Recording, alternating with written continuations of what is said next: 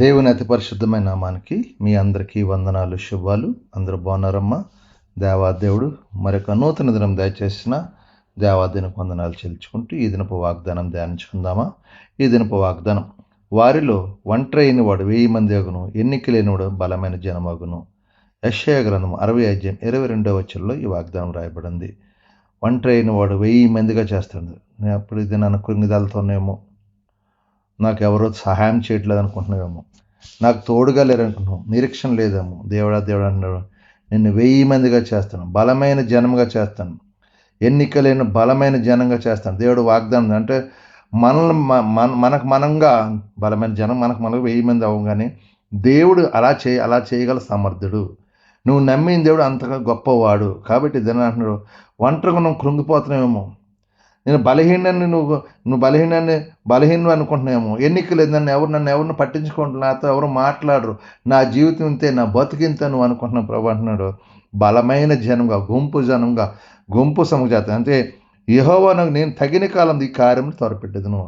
ఎవరైతే దేవుని నిరీక్షణ కలిగి ఉంటారో, ఎవరు దేవుడికి ఎదురు చూస్తుంటారో, దేవుడి కార్యం నిత్యంగా నాకు జరిగిస్తాను అనుకుంటారు. వాళ్ళు అంటున్నాడు దేవుడు, తగిన కాలం ఉంది కార్యము జరిగి త్వరపడతాడు. తగిన కాలం తొందరగా చేసేస్తాడు దేవుడు.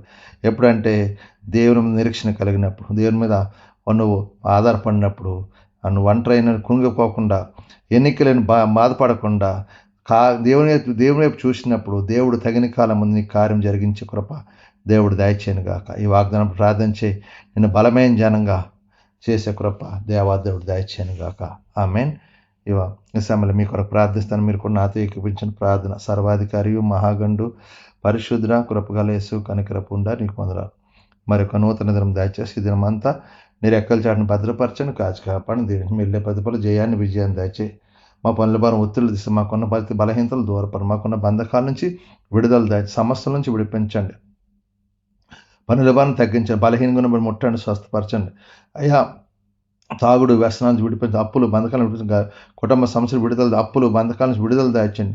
ఏదైనా పుట్టినరోజు పెళ్లిరోజు జరుపుకున్న బిడ్డలను దీవించండి, ఆశ్రయించండి. మీ కృప చూపించమని మిమ్మల్ని మీరు మహింపరచు. మీకే మహిమ ఘనత ప్రభావం పొందుతాం. యేసు పరిశుద్ధం అడుగుతున్నాను తండ్రి, ఆమేన్. అందరికి వందనాలు. దేవుడు దీవించను గాక. ఆమేన్. ప్రభు నామంలో ఈ వీడియో వీక్షించిన ప్రతి ఒక్కరికి జీసస్ స్వస్థత ప్రార్థనా మందిరం వారి ప్రత్యేక వందనాలు తెలియజేసుకుంటున్నాము. మరి ఇంకెన్నో సందేశాలు, వీడియోలు, సంఘ కార్యక్రమాలు మీకు అందుబాటులోకి రావడానికి పక్కనే ఉన్న సబ్స్క్రైబ్ బటన్ని ప్రెస్ చేసి బెల్ ఐకాన్ని కూడా ప్రెస్ చేయాల్సిందిగా కోరుకుంటున్నామండి.